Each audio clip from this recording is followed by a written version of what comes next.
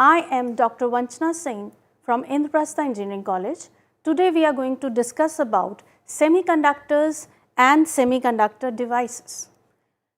In this particular topic, you will be able to understand the formation of energy bands in solids, and you will be able to classify materials as conductors, insulators, semiconductors on the basis of the energy band gap. To begin with, semiconductors changed the world in the 20th century beyond imagination.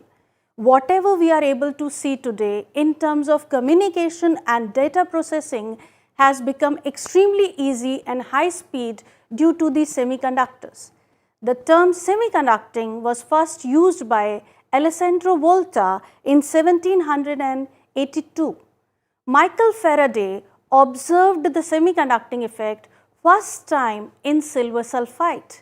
The advancement in the semiconductor technology has led to miniaturization of the devices. For example, complete transformation from huge cathode ray televisions to ultra thin LED TVs. Let's now begin with the topic.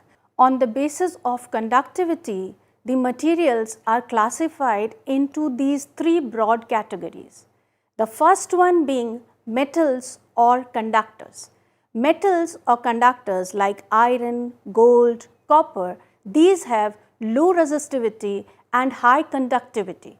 The resistivity is of the order of 10 raised to the power minus 2 to 10 raised to the power minus 8 ohms meter.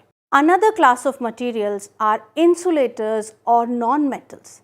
These insulators or non-metals like boron, carbon, silicon, all these, they have very high resistivity and low conductivity. The resistivity is of the order of 10 raised to the power 11 to 10 raised to the power 19 ohms meters. The third class of materials which we are focusing on today are semiconductors. These have resistivity or conductivity lying intermediate to the metals and insulators. Owing to this intermediate property, the semiconductors are capable of controlled flow of electrons. This controlled flow of electrons enables them to be used for a wide number of devices. The whole technological advancement of the 20th century is attributed to these semiconductors. To classify materials into these broad categories, energy bands play a very important role. So let's now begin with what energy bands in solids are. In case of solids, there is a collection of large number of atoms which come closer to form the crystal structure. The energy levels of these atoms interact and create a distribution of energy states known as energy bands. The n atoms which overlap together create 2n energy states corresponding to each energy states.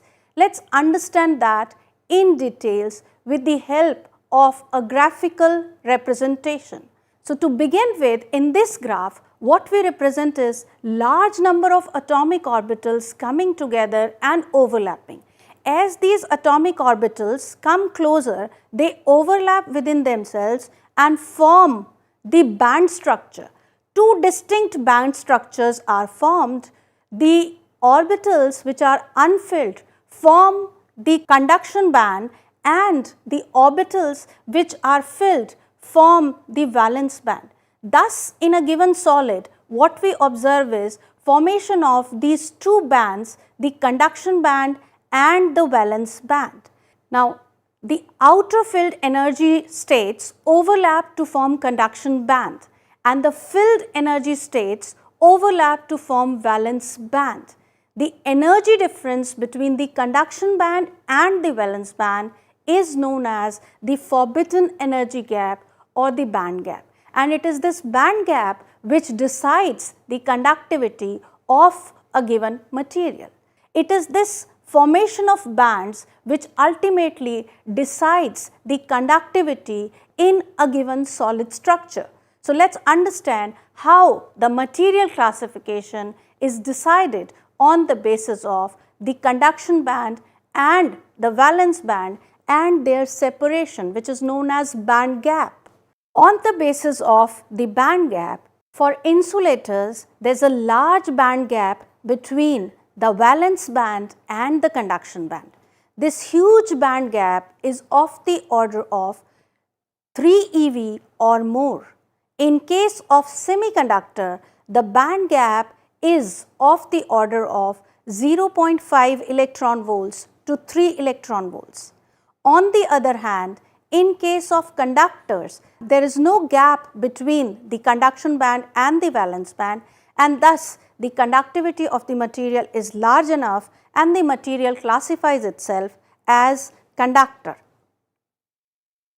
Thus, on the basis of the band gap, we are able to classify material as insulator, semiconductor and conductor. So, a large band gap greater than 3 eV corresponds to insulator, a band gap of the order of 0.5 electron volt to 3 electron volt classifies as semiconductor, whereas if there is no band gap, the material classifies as a conductor. In this particular part, what we have learnt is that the solids have a formation of energy band gaps within them. The energy band gap between the valence and the conduction band decides the conductivity of the material. So, the solids are classified as conductors, insulators and semiconductors on the basis of the energy band gap.